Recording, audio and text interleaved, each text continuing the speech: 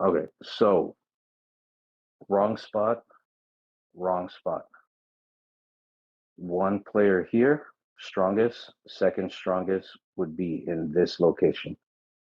Everybody else in the middle would be essentially the backups and the people that would be garrisoning player one and player two. Those are the guys that are going to be getting attacked the most. The reason why they have easier access or they have access to the people around them that are going to relocate and respawn in these general sections. In this general section, you'll have most of the people that are going to relocate to try to take over your tower. What you want to do is have these guys over here rally your enemies in this general location or rally the people that are going to be maybe jumping around in the back. This is the L-shaped strategy that you want to make sure that you have um, like your set structure. Once you set that structure, you guys can work with each other through there.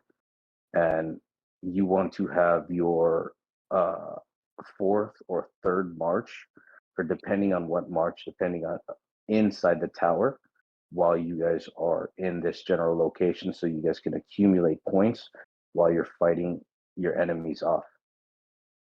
Um, that would pretty much keep control of your tower. If you guys do this with tower one, two, and three, you guys would accumulate more points at a quicker time and a quicker pace.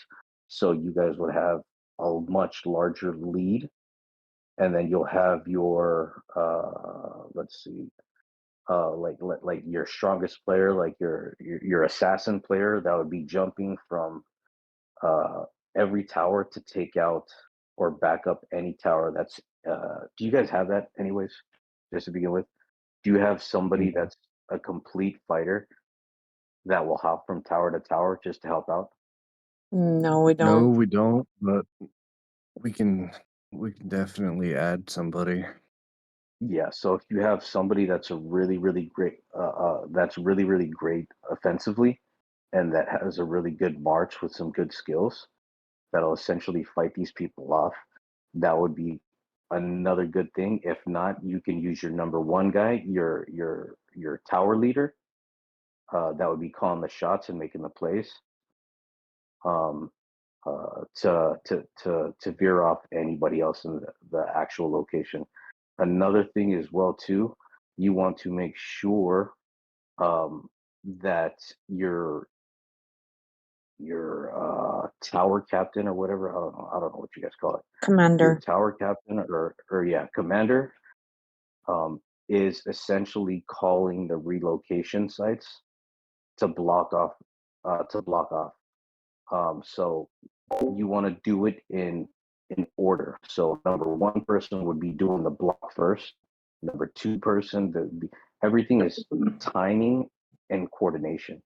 If you have a group of 5 or 6 people in one tower and they're great timing and great coordination, you guys can essentially take over that entire tower. But you guys have to make sure you guys are coordinating correctly. Like a player one would be relocating this, blocking relocation site. Then after that, two would be blocking the next relocation site. So you guys don't waste the cooldown times.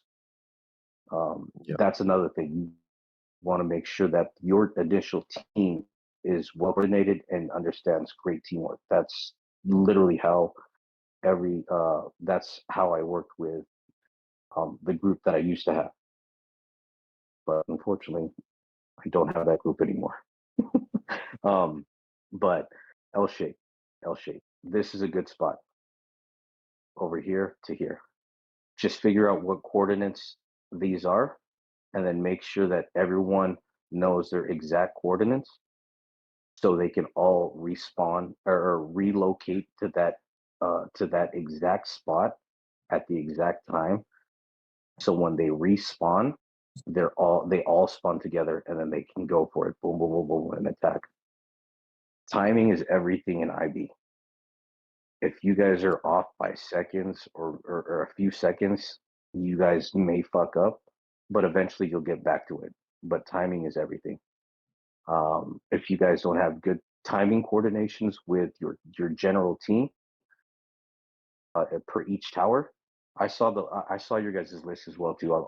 My farms in your is in your guys' alliance, and that's a good thing that you guys actually have teams because they can work well together. You got to group your people with the people that they work well with and communicate well with. If you do that, it would be so easy to take each tower. Yeah. But yeah, that's practically it. So I L think shape the one, only other two. thing that I would add to this is depending on your spawn point, because this one you're spawning up in the northeast. So if you have Uh-huh. the southwest spawn, it would be opposite of this video. Yeah, correct. Yeah. That's another thing as well too. What we did, like for some apparent reason, I always get Tower 4. I don't know why.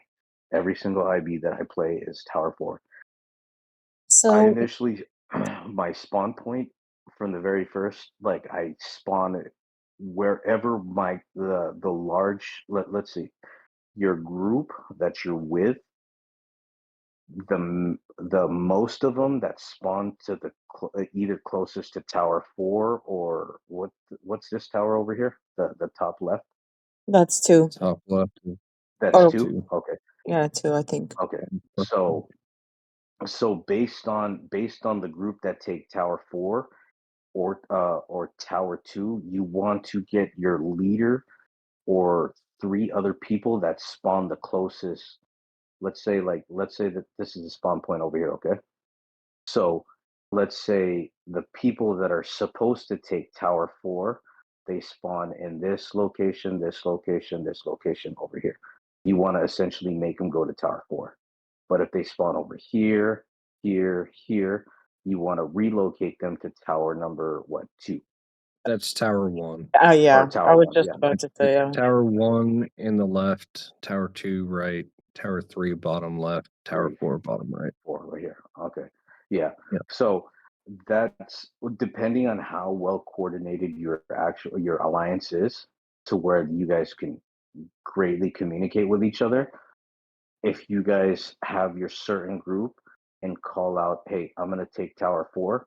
Okay, Kevin's group, you guys are gonna take Tower. What the fuck? Kevin's group, you're gonna take Tower 4. So we'll all go to Tower 4 based on our spawn. But if you have groups that are particular are that are assigned to a certain tower, which is good.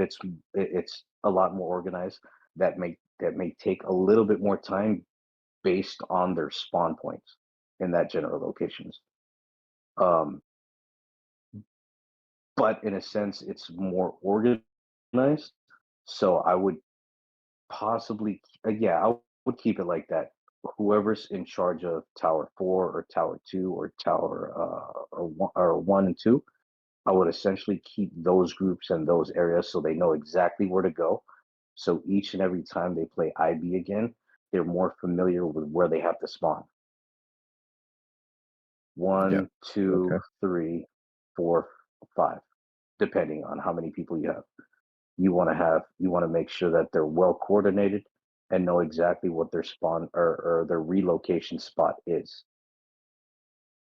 And that's pretty much it. And then through there, it's just the gameplay. However well your players can coordinate with each other regarding rallies, and then who they can essentially go for.